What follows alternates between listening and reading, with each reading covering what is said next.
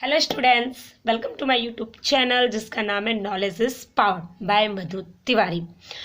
हम लोगों ने लास्ट वीडियो में डिस्कस किया था फाइलोजेनेटिक क्लासिफिकेशन के बारे में, जिसके साथ हमारा जो चैप्टर सेकंड था वो वहाँ ख़त्म हो चुका था।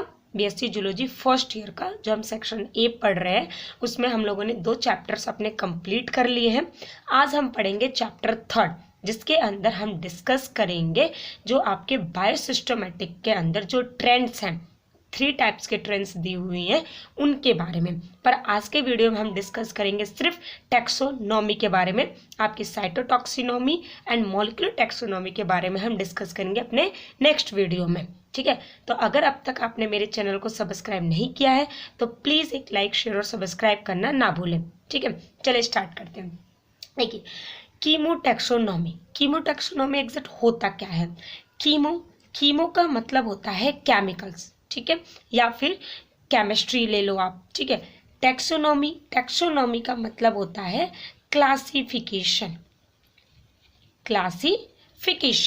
जब हम प्लांट्स का, ठीक है, प्लांट्स को क्लासिफाई करते हैं, ठीक है, जैसे उनको अलग अलग ग्रुप्स में डिवाइड करते हैं तो वो किसके बेस पे करते हैं, केमिकल्स के बेसिस पे।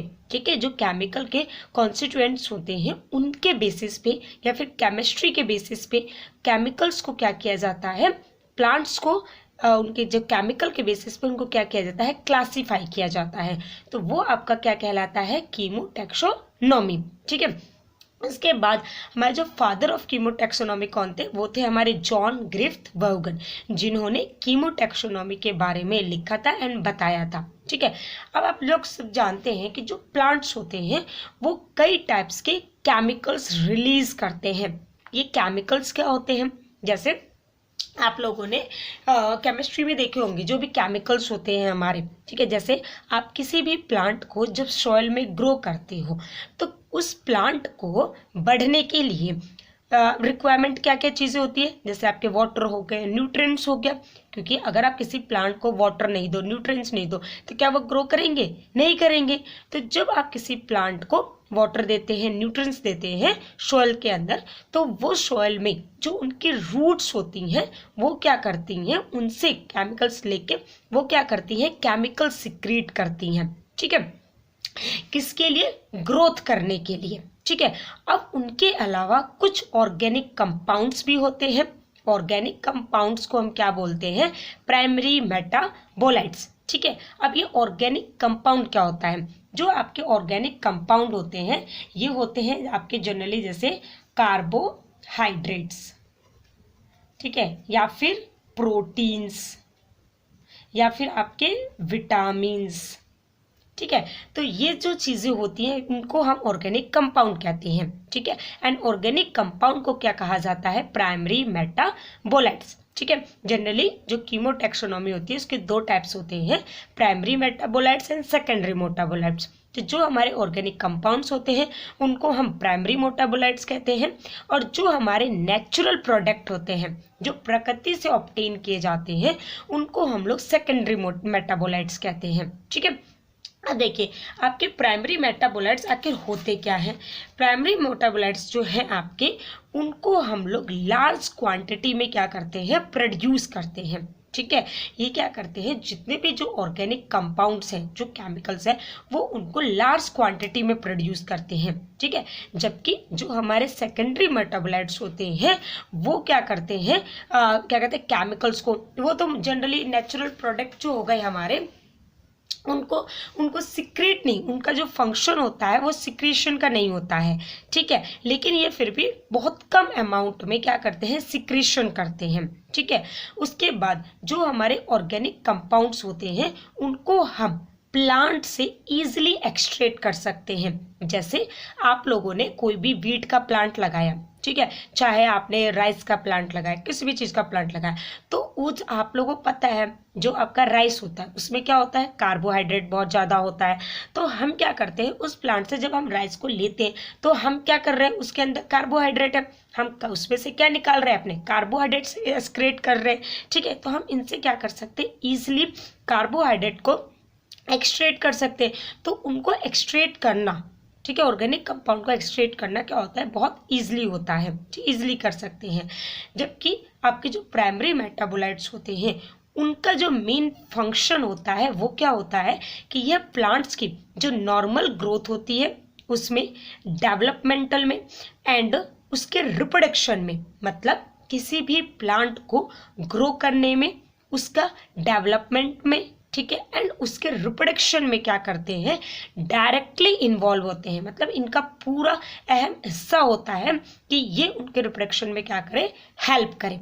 ठीक है, इसके अलावा इनके जैसे एग्जाम्पल हो गए जो हमारे प्राइमरी मेटाबोलाइट्स होते हैं वो मोस्टली किस में प्रेजेंट होते हैं, ऑर्गेनिज्म में प्रेजेंट होते हैं, सेल्स में प्रेजेंट होते हैं। ठीक है, आपके जो एग्जाम्पल हो गए जैसे कार्बोहाइड्रेट, प्रोटीन, विटामिन, ये सारे प्राइमरी मेटाबोलाइट्स के एग्जाम्पल हैं। ठीक है, उसके बाद है हमारा सेकेंडरी मेटाबोलाइट्स।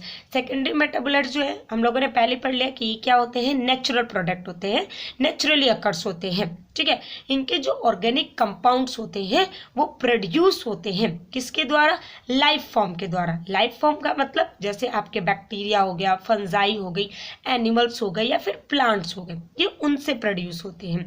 इनका जो सेकेंडरी मेटाबोलाइट्स होते हैं उनका प्लांट के ग्रोथ में, चाहे उनके रिप्रोडक्शन में कह लो, चाहे उनके डेवलपमेंट में कोई भी डायरेक्टली रोल नहीं होता है। ठीक है, ये डायरेक्टली रोल कौन प्ले करता है, प्राइमरी करते हैं, सेकेंडरी का इसमें कोई भी रोल नहीं होता है। ठीक है, इसके बाद जो हमारे सेकेंडरी मेटाबोलाइट्स होते हैं उनको हम लोग क्या करते हैं, स्मॉल क्वांटिटी में क्या करते हैं, प्रोड्यूस करते हैं। ठीक है, उनको हम क्या करते हैं, लार्ज क्वांटिटी में प्रोड्यूस कर रहे थे, लेकिन इनको हम क्या करते हैं, जो सेकेंडरी मेटाबोलाइट्स होते हैं उनको हम स्मॉल क्वांटिटी में, थोड़ी क्वांटिटी में प्रोड्यूस करते हैं। ठीक है, इनको जो सेकेंडरी मेटाबोलाइट्स होते हैं इनको प्लांट से एक्सट्रैक्ट करना बहुत ज़्यादा डिफिकल्ट होता है। ठीक है, क्योंकि ये क्या होते हैं, बहुत ज़्यादा एक्सपेंसिव होते हैं। ठीक है, जैसे इनका एग्जाम्पल हो गया आपका एंटीबायोटिक हो गया, जो भी डिसीज के अगेंस्ट, मतलब आपको कोई भी डिसीज है उसके अगेंस्ट जो एंटीबायोटिक दी जाती है, ठीक है, वो हमारे एंटीबायोटिक हो गए। उसके बाद ड्रग्स हो गई आपकी, ठीक है, ड्रग्स आप सब जानते ही हैं। उसके बाद कुछ पिगमेंट्स होते हैं। ठीक है, तो इनको हम प्लांट से इजीली एक्सट्रैक्ट नहीं कर सकते क्योंकि ये जो है ये एक मैन्युफैक्चर प्रोसेस है। मैन्युफैक्चरिंग, इनको इंडस्ट्रियल लेवल पे हम क्या कर सकते हैं, इनको प्रोडक्ट को एक्सक्रीट कर सकते हैं। ठीक है, तो इसीलिए क्या होते हैं, बहुत ज़्यादा एक्सपेंसिव होते हैं। ठीक है, इनका यूज़ हम किस लिए करते हैं, किसी भी पैथोजन से, कोई भी हमारा पैथोजन है जैसे आपका क्या कहता है, कोई भी जैसे वायरस हो गया, फंजाई हो गई, बैक्टीरिया हो गया, या फिर कोई भी प्रेडेटर्स हो गए जो प्लांट्स को खराब कर रहे हैं, उनके प्रोटेक्शन के लिए, ठीक है, ये यूज करते हैं, उनके अगेंस्ट, खुद को बचाने के लिए। ठीक है, इनका यूज किया जाता है। ठीक है, जो प्लांट्स होते हैं मोस्टली वो क्या करते हैं, सेकेंडरी मेटाबोलाइट का यूज करते हैं खुद को प्रोटेक्ट करने के लिए एंड खुद को अपने जो प्रेडेटर हो गए, जो पैथोजन हो गए, उनके अगेंस्ट खुद को बचाने के लिए। ठीक है, उसके बाद इनके अलावा कुछ लास्ट आपके रह गए जैसे सेमाटिड्स होते हैं। ठीक है, जो कि वो टैक्सोनॉमी में प्रेजेंट होते हैं, उसी के टाइप्स होते हैं।